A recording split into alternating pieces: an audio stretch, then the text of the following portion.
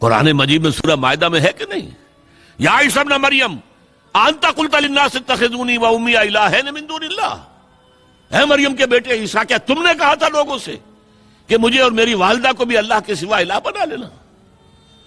اب اس مقام کو پڑھیے، معلوم ہوتا ہے کانپ رہے ہیں حضرت عیسیٰ کھڑے ہوئے۔ اللہ کا دربار ہے۔ الرب رب وان تنزل والعبد عبد وان ترقى، الرب رب وان تنزل والعبد عبد وان ترقى۔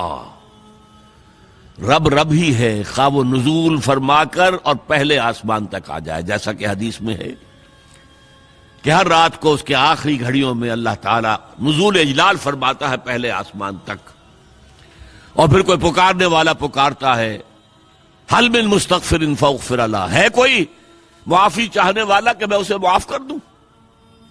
حل من سائل فاعطیہ، ہے کوئی مانگنے والا کہ میں اسے دوں؟ تو اللہ کہاں آ گیا؟ پہلے آسمان پر، لیکن رہا اللہ ہی، رب ہی، اور حضور پہنچ گئے ساتویں آسمان پر، رہے عبد ہی۔